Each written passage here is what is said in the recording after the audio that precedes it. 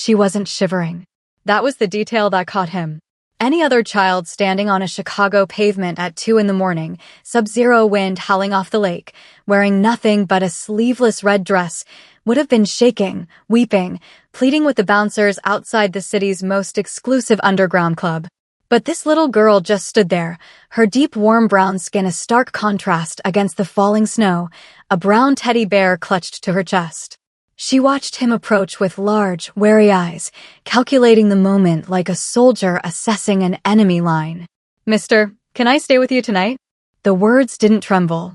She asked it not as a child begging for a favor, but as someone who had simply run out of safe places and decided to roll the dice on a dangerous one. Kim Ji-suk had stepped out of his black sedan with his mind locked on violence. He was a man who moved through the city's underworld with surgical precision, and tonight, he had a territory dispute to end and men waiting to be broken. He paused on the frozen pavement. He looked at the girl, her dark mini-puffs catching the cold neon light, and then he looked at the club's muscle, whose heavy hand was already reaching out to shove her back into the alley. The guard froze mid-reach, pulling his arm back as if he'd touched a live wire. The sudden, lethal shift in Ji-suk's expression was the only warning he needed. Slowly, Ji-suk crouched down until he was at her level. The snow collected on his slicked-back hair and the rolled-up sleeves of his crisp white shirt. Behind him, 3 heavily armed enforcers stood completely paralyzed in the biting wind, because none of them had ever seen their boss lower himself to the street. Not for anyone. "What's your name?" She studied him. She didn't look at the sharp, intimidating angles of his face or the dark tattoos creeping up his neck. She looked right through to the thing behind his eyes, listening closely before deciding what to give away. Tendai. Then, her grip on the bear shifted, revealing a tarnished silver locket resting against the thin red fabric of her dress. "My mom told me, if the bad men came, I had to run until I found the man with the dark mark." Ji-suk extended his arm, his forearm resting near her shoulder. The dark, jagged ink running across his skin perfectly matched the crest engraved on her locket. Tendai's large eyes widened slightly. She didn't flinch away from his hardened, underworld look. Instead, she reached out one small finger and traced the edge of the tattoo. 10 years. A decade since a woman with the exact same deep brown eyes had pulled him from a burning wreck, hidden him, and paid for his life with hers. 10 years of carrying an unpayable debt, and now a little girl in a red dress had just walked out of the freezing night to collect it. He didn't hesitate. He stripped off his heavy suit jacket and draped it over her small shoulders, his hand gently steadying her. He looked up at his stunned head of security over the top of her head. "Tell Chef Han to clear the kitchen and get the penthouse warm." Ji-suk reached out, his ink-covered hands steady, palm open. Tendai looked at it. She measured it for 3 long seconds. Then her small, freezing fingers slipped into his. Holding her bear tight against her side, she walked with him past the velvet ropes, his massive jacket trailing behind her in the snow. Nobody said a word, because every man standing on that freezing curb knew that the 60 seconds that just happened had changed the rules of their world forever. If you enjoy dramatic Korean mafia boss stories, powerful black female leads, make sure you subscribe to this channel and turn on the bell so you never miss a story. Now let's talk about the baby at the center of this. The elevator doors slid open, bringing them straight into the penthouse. Tendai stepped out of the quiet metal box and froze. She had never been in an elevator before. She had certainly never stood this high above the ground. Floor-to-ceiling glass wrapped around the huge room. Below them, the city of Chicago burned with bright streetlights against the dark night. The freezing snow had turned into a heavy rain, streaking long, silver lines down the huge windows. Tendai walked straight toward the view. She raised her arm and pressed her small palm flat against the cold glass. It was the exact same way she had pressed her hand against the rough wall of the parking garage while she waited in the cold. She was learning the surface of this new place, feeling the walls to make sure they were solid. Behind her, Ji-suk's head of operations stood near the doorway. His voice was low and tight with worry. "Sir, the organization has a strict protocol," the man warned. "No outside attachments. No dependents. No pressure points." Ji-suk kept his dark eyes focused on the little girl at the window. He did not blink. "Update the protocol," he said simply. Chef Han, The older man who ran the penthouse kitchen appeared in the room without being called. He took one long look at Tendai's thin frame, her wet red dress, and the heavy coat hanging off her small shoulders. He didn't ask any questions. He just turned around, walked straight into the kitchen, and began heating a pot of rich, warm broth. A few minutes later, Tendai sat quietly at the marble kitchen counter. She ate exactly half the bowl of soup. Moving very carefully, she slid a soft bread roll off her plate and hid it deep in her pocket. Jisuk saw her do it, but he stayed perfectly still and let her keep her secret. When the clock passed 3 in the morning, the penthouse was finally quiet. Tendai lay curled up in the center of the massive guest bed. She was fast asleep, buried under a heavy blanket with her brown bear held tightly against her chest. Down at the foot of the bed, her wet shoes were still on her feet. For 4 days, the huge penthouse was quiet. Tendai was not mute. She was just very careful. She only used her voice when she was sure it was safe to speak. Once, she whispered to Chef Han to ask if the hot soup would be there tomorrow. Another time, just before the sun came up, she whispered a single, soft word to her brown bear. Instead of talking, she studied her new world. She sat quietly in the corners and watched the heavy doors. She memorized where the exits were. She learned the daily rhythms of the guards and looked carefully at the gap between what the men said and what they actually did. Jisuk, standing silently in the hall with his sleeves rolled up, watched her watch everything. He was a man who understood survival. He knew she was not being difficult. She was being scientific. She was testing the ground to see if it would hold her weight. Because of this, Jisuk stopped trying to make her feel better with words. Words were empty in his underworld. Instead, he gave her something real. He gave her consistency. The meals arrived at the exact same time every day. A small plastic container of extra food appeared on her nightstand every single evening before she went to sleep. If Jisuk told her he would be sitting in the living room at noon, he was in the chair at exactly 12 o'clock. On the 4th evening, the heavy silence finally broke. Tendai sat at the marble kitchen counter, staring at her bowl. She pulled her bear a little closer to her chest. "Does the food always come back?" she asked. Her large dark eyes lifted to meet his sharp, serious face. Jisuk looked right back at her. He did not smile, but his voice was completely steady. "Yes." Tendai looked down at the bowl. She thought about his answer for a long, quiet moment, turning it over in her mind to see if it was a trick. When she finally decided it was the truth, she picked up her spoon and finished every drop. It was their first dinner sitting together at the big dining table. Tendai sat directly across from Jisuk.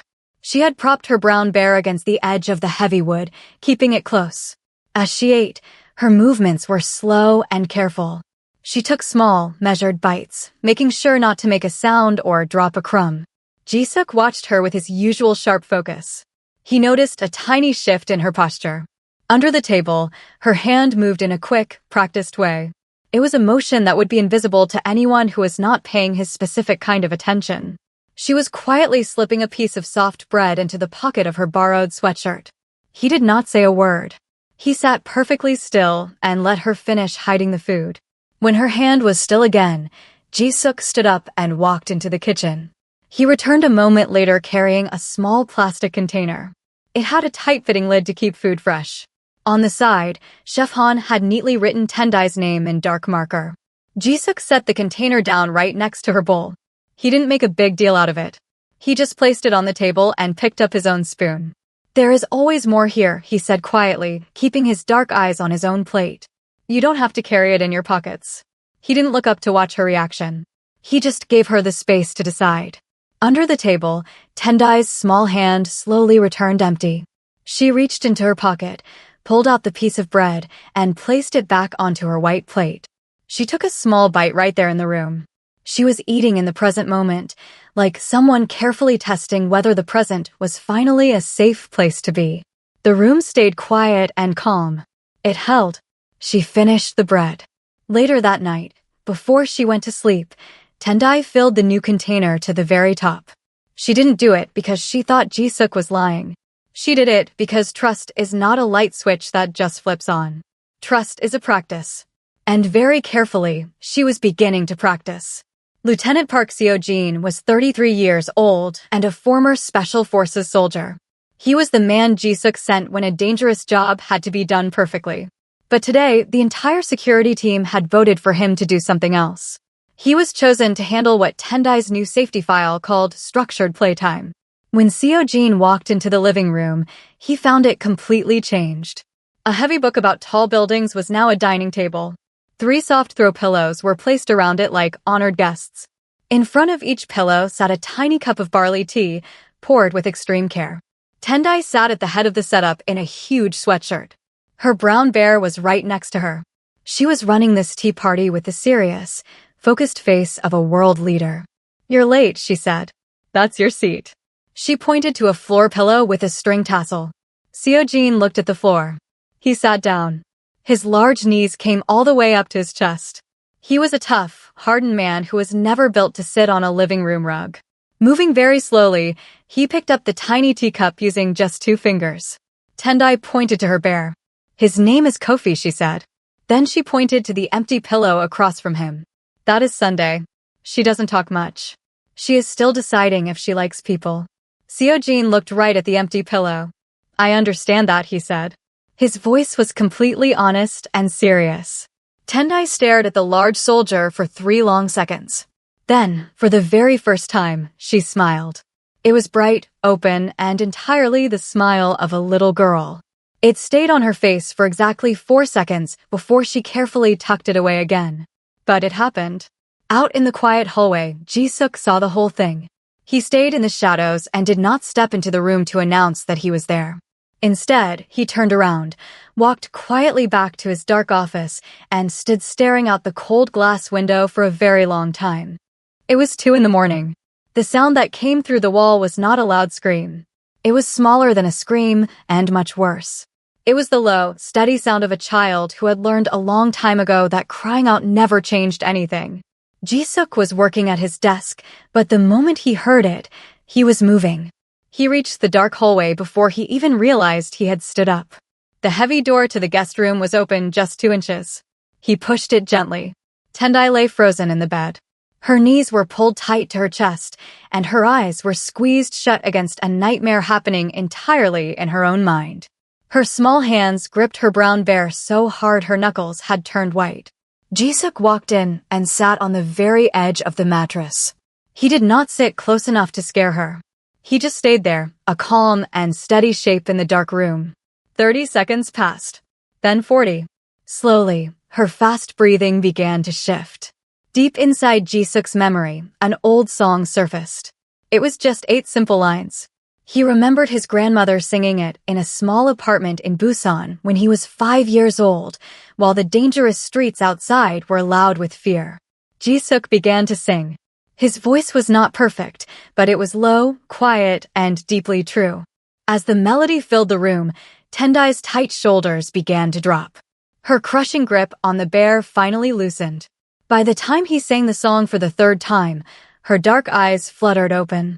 They were heavy with sleep, slowly returning to the real world. She looked around and found the room. Then she found him, still sitting there, exactly where he had been. She looked at his face and spoke a single word. "Appa." It was not a question. It was a simple fact, spoken with the directness of a child telling the world something important. Ji-suk froze completely. That one word moved through his chest like an earthquake, changing the structure of everything inside him. He did not move until her breathing grew deep and slow again.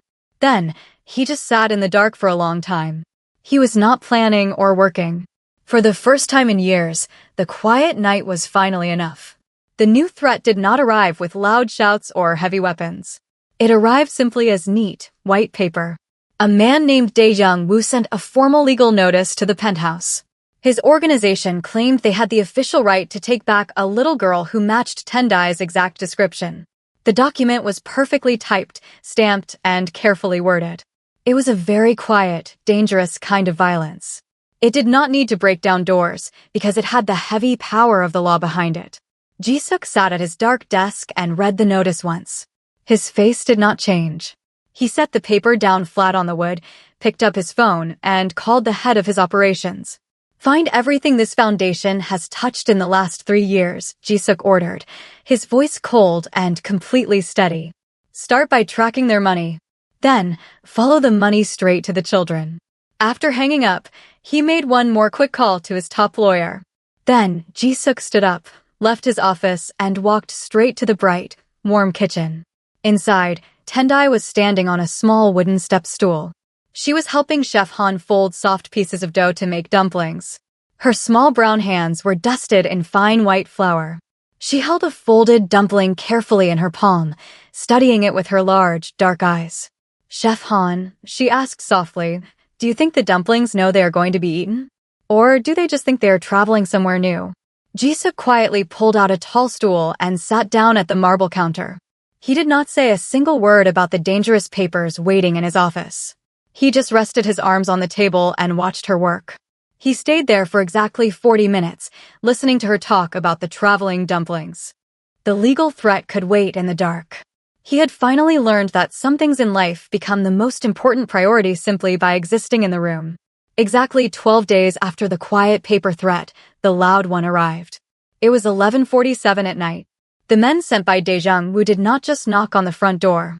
They came from 3 different directions at the exact same time. They were careful and deadly, breaking into the parking garage, the service floor, and the high roof. They had secretly broken the security of the building next door a whole week ago just to reach the top. Jisuk's computer screens flashed red. He had exactly 9 minutes of warning. He moved fast, sending Tendai, Lieutenant Park Seo-jin, and Chef Han deep into the penthouse's hidden vault. The safe room was built of thick concrete. It had its own power and a heavy steel door that was 8 inches thick. Only one key could open it. Before Seo-jin could lead her away, Tendai stopped in the doorway of the dark war room. She looked at Jisuk the way she looked at everything. She did not just look at his face or his dark tattoos. She looked right into the space behind his eyes. She walked up to him, reached out, and pressed her small brown palm flat against the center of his chest. She held her hand steady over his heart for 3 long seconds. Then, she pulled her hand back and tucked Kofi the bear tightly under her arm. Come back, she said. It was not a sad plea. It was a clear rule. Down inside the silent concrete room, Tendai sat quietly on the floor. She reached into the emergency bag and pulled out her plastic food container. She opened the lid, checked to make sure it was completely full, and then snapped it shut. She did not eat anything. She just held the heavy container in her lap, exactly the same way she held her bear. She had learned to hold tightly to the things that proved she was going to be safe. She sat and waited for the heavy steel lock to turn. In her own mind, she decided exactly who would be standing on the other side. When the heavy door finally swung open, she crossed the quiet room in 5 fast steps. She threw both arms around Jisuk's waist.